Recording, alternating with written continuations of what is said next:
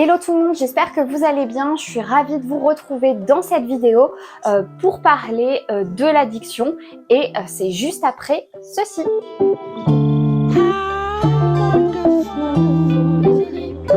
D'abord, j'espère que vous allez toutes et tous très bien. Je m'appelle Laura, je suis coach professionnelle. J'ai également une casquette de psychothérapeute et j'interviens dans les entreprises qui sont soucieuses du développement individuel et également collectif de leurs collaborateurs. Au sujet de cette vidéo, on va parler du coup de l'addiction. Dans un premier temps, c'est quoi une addiction? Une addiction, c'est une pratique répétée ou compulsive d'un comportement ou d'une consommation de substances dans laquelle on va avoir une perte de contrôle, une perte de liberté. L'addiction, elle peut être aux substances licites, telles que l'alcool, mais l'alcool ou le tabac, également aux substances illicites telles que le cannabis, la cocaïne, l'héroïne ou tous ces substituts de drogue. Mais elle peut également être comportementale et donc là on parle de jeux vidéo ou encore de jeux d'argent. Après il y a encore d'autres addictions à la nourriture, aux médicaments, etc. Quelle est l'origine de l'addiction? Les spécialistes s'accordent à dire qu'il y a deux origines fondamentales qui peuvent favoriser le développement d'une addiction chez un adolescent ou chez l'adulte. La première origine, c'est le trouble de l'attachement, c'est-à-dire que les besoins fondamentaux d'un enfant de 0 à 2-3 ans n'ont pas été comblés. La deuxième origine, c'est un traumatisme, donc un deuil, une rupture par exemple. Alors, cela dit, vous pouvez tout à fait tomber dans l'addiction sans ces deux origines-là. Il y a certains autres facteurs qui vont favoriser l'addiction. Je dirais même une combinaison de plusieurs facteurs environnementaux, individuels, sociaux, qui vont être aussi associés au risque propre du produit consommé. Comment devient-on addict? Tout démarre d'un comportement qui va être motivé soit par le plaisir, c'est-à-dire que le comportement, la prise de substance par exemple, était destiné à augmenter son plaisir, ou alors par la douleur. Le comportement, la prise de substance, était motivé pour éviter une souffrance ou réduire une souffrance, une douleur émotionnelle, physique. Finalement, chercher le plaisir et éviter la douleur, c'est l'ambition, l'aspiration de l'être humain quand il s'agit de faire des choix. Chercher à contrebalancer finalement cette souffrance et ce plaisir-là. Pourquoi devient-on addict? Au démarrage, on devient addict d'une sensation, d'un sentiment de plaisir intense qui va libérer de la dopamine.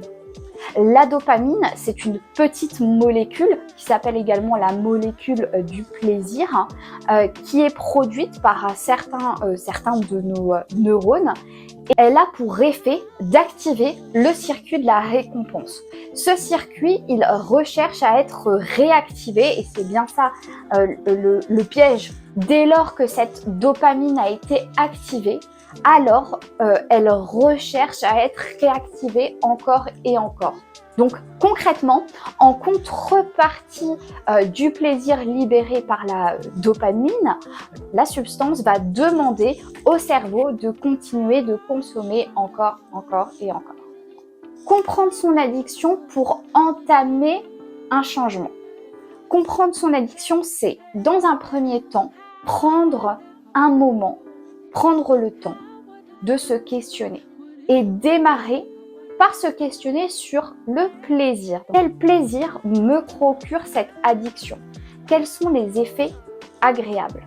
C'est se questionner également sur la motivation profonde, le sens. En d'autres termes, c'est se poser la question de est-ce que cette consommation, cette addiction, elle a du sens? Et qu'est-ce qui a du sens pour moi? Quelle est la finalité? Quel est le but? Ce qui justifie et explique concrètement le comportement. Est-ce que cette addiction, ce comportement est en accord avec la vie que j'ai envie de vivre? La vie qui m'inspire. Et là, je parle d'inspiration, c'est ce sentiment intérieur profond où tu te sens rempli. L'idée, c'est aussi de trouver un pourquoi plus grand.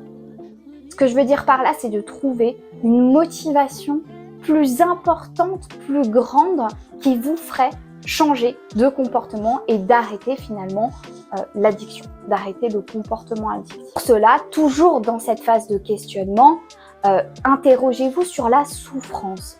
Est-ce que cette souffrance que j'ai évitée à un moment donné par la consommation, par la prise de cette substance par exemple, elle a un sens? Et plutôt que de la fuir, cette souffrance, on va la déterminer. Qui elle est et pourquoi elle est là. Et quelles sont les conséquences négatives de cette addiction dans votre vie. Donc vous l'aurez compris, le premier point, c'est se questionner. Et se questionner sur cette notion de plaisir et cette notion de douleur. Deuxièmement, c'est prendre conscience, conscientiser son comportement. Dès lors, par exemple, que vous allumez cette cigarette. Prenez conscience en vous disant, ok, voilà, je suis en train de le faire, je prends conscience de ce pourquoi j'agis, pourquoi j'allume cette cigarette. Autre point, en faisant ce comportement, quelle émotion je cherche à avoir ou encore quelle émotion je cherche à éviter. Sachant que chaque émotion traduit un besoin derrière, questionnez-vous également sur quel besoin je suis en train de satisfaire ou je suis en train de combler quelque part par cette cigarette. Troisième et dernier point, rééquilibrer le poids, plaisir, douleur. Déterminer avec précision une souffrance plus intense associée au fait de continuer à conserver cette addiction. Qu'est-ce qui peut arriver de pire comme souffrance pour vous si vous continuez à conserver cette addiction? Déterminer également un nouveau comportement. Concrètement, par quoi je pourrais remplacer ce comportement?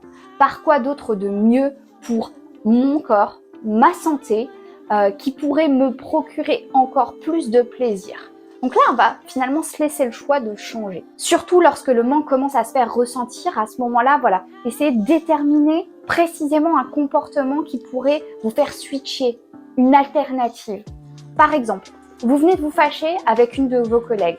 Vous sortez pour fumer cette cigarette qui va vous détendre. Quel pourrait être le substitut, l'alternative? Ce serait par exemple de faire de la cohérence cardiaque.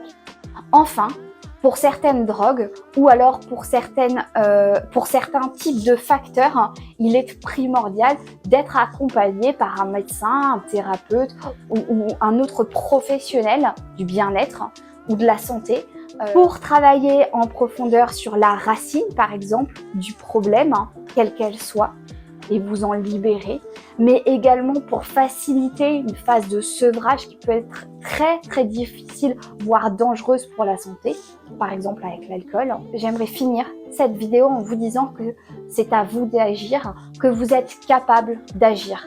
Vous êtes capable de reprendre la responsabilité que vous avez laissée aux mains de cette substance, de cette addiction-là. Et finalement, ce sera un dernier conseil que je peux vous donner sur cette vidéo-là. Prendre cette responsabilité de faire le choix d'arrêter.